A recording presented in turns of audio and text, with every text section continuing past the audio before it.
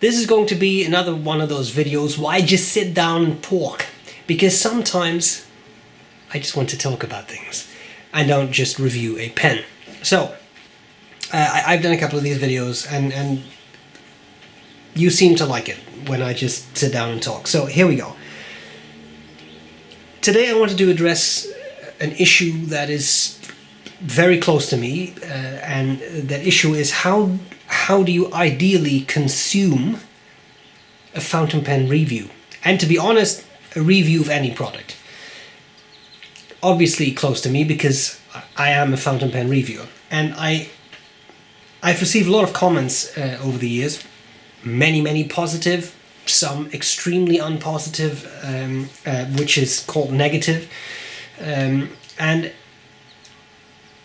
some people seem a little confused as to what to do with a review, how to approach it, and what are you supposed to glean from that, and so I thought I would just give you my thoughts, and that's just my thoughts on how you consume a review.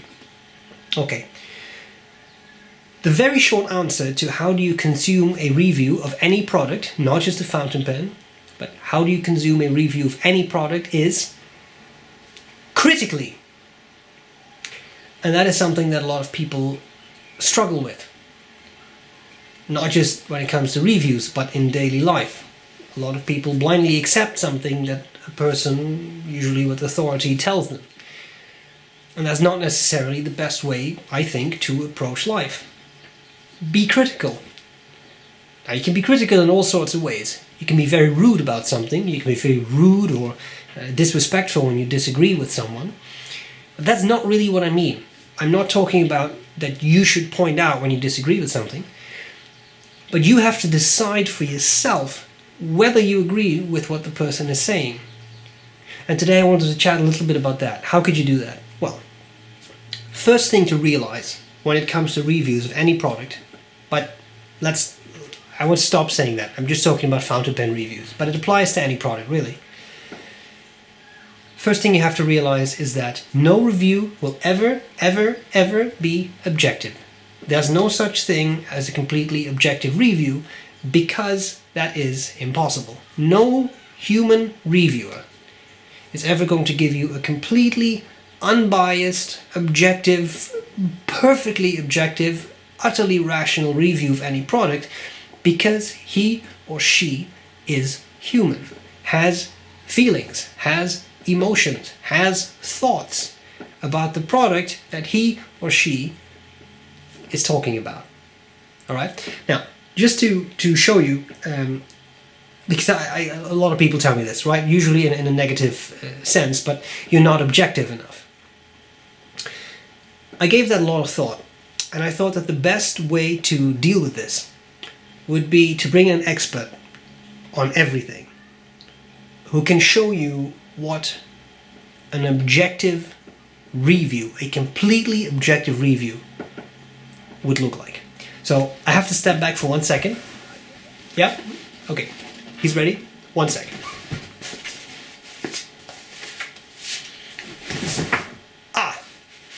There you are. I didn't have time to adjust my hat, you see. It's the professor. Professor Dr. Taco Dangleberry. And Lord Windermere. Yes, and Lord Windermere. I haven't tied up my hat. Sorry, I'm terribly sorry. I just took a shower. Alright, now, today we're going to be talking about something that is very relevant. Very relevant to many people. Lord Windermere is doing some sort of yoga. By Jove. Alright, a completely objective review. What is objectivity? I'm going to show you. Today I will do an utterly objective review of this pen. This is a fountain pen. It has a clip, a cap, and a barrel. It also has a nib. The nib will allow you to write with foresaid pen. I cannot tell you whether it writes smoothly or scratchy, because those are subjective terms, not objective, you see.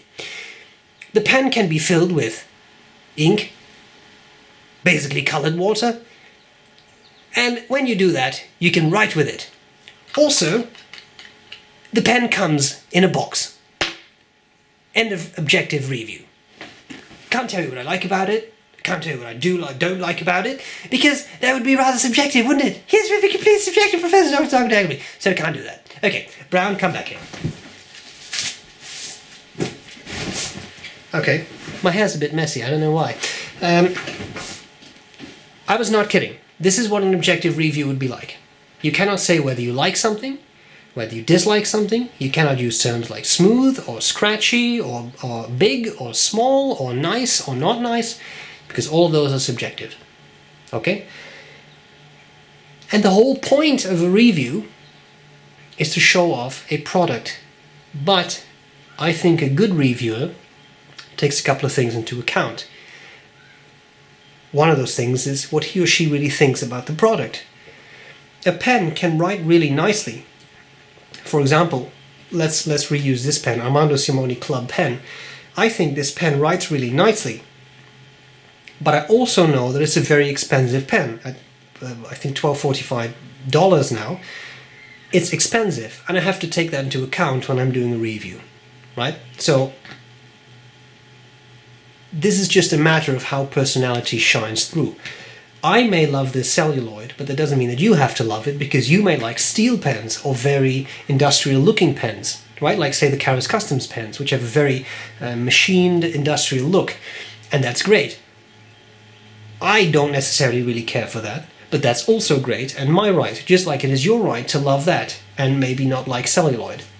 Everyone's opinion is valid in that regard. Okay, so first thing, be critical, right? Second thing, realize that a reviewer will always be subjective. No such thing as an objective review. The third thing is, never ever take reviews as gospel.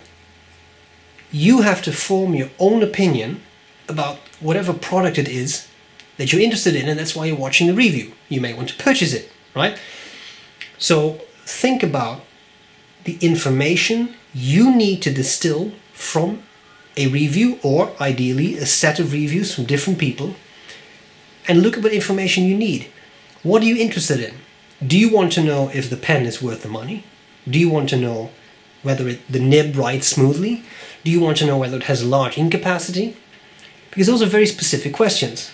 Some people write huge amounts per day. For them, a pen that only takes international short cartridges may not be convenient at all. They may want something with a big capacity, for example, right?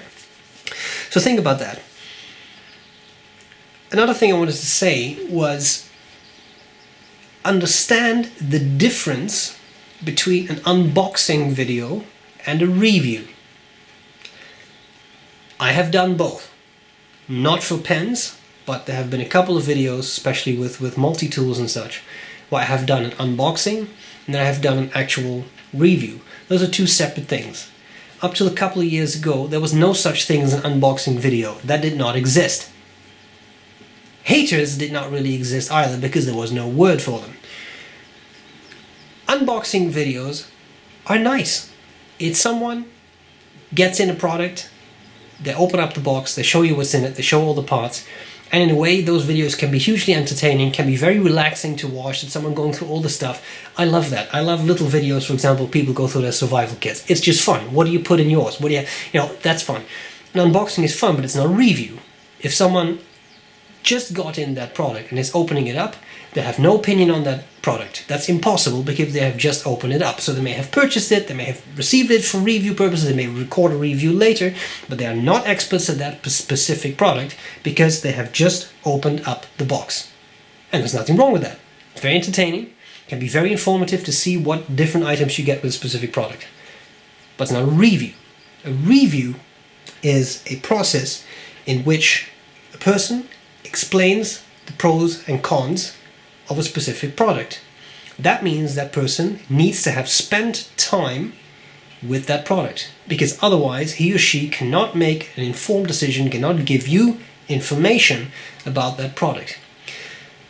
And that's an important thing, because I have actually received emails from people who linked to unboxings of specific pens, and they said, well, I watched this review.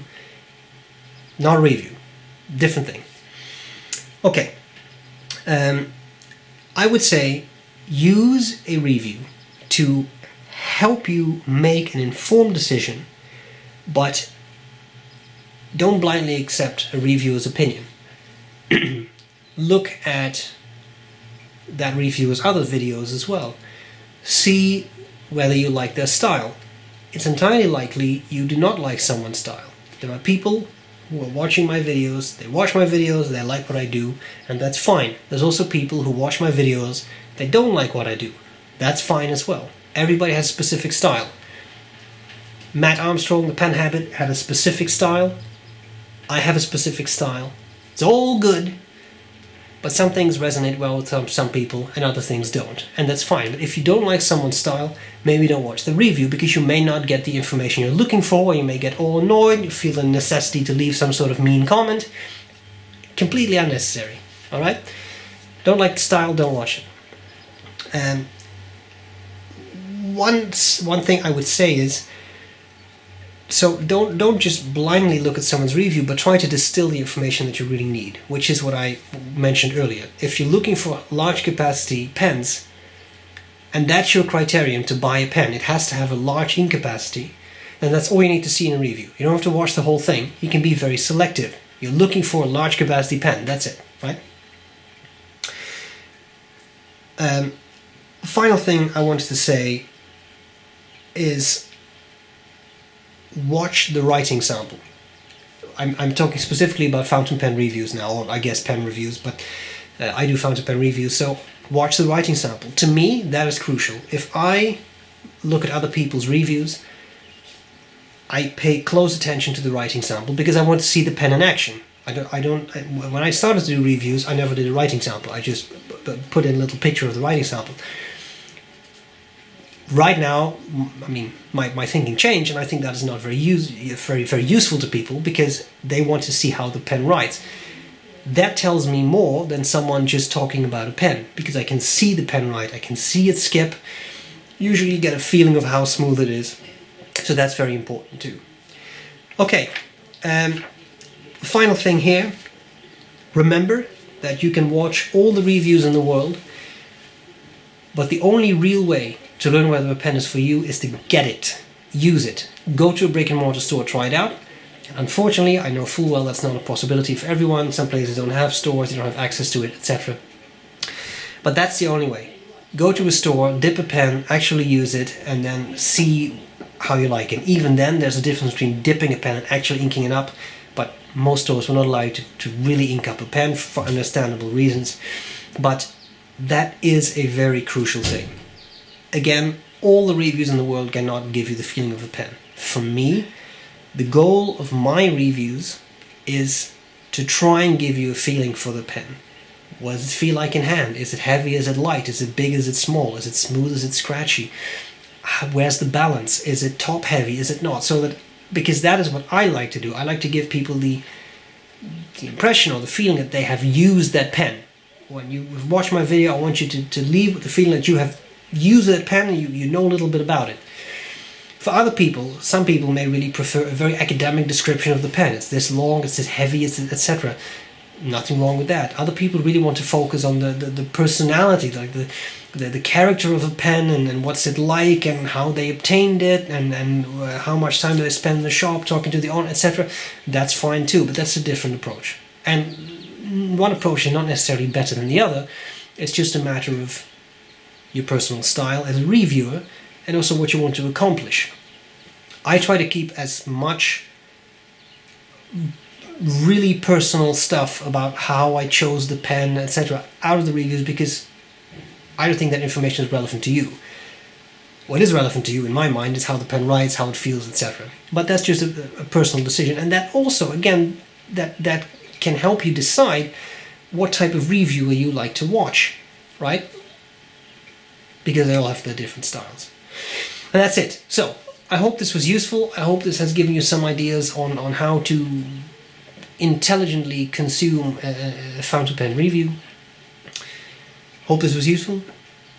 And I'll gladly see you later. Bye-bye. Bye!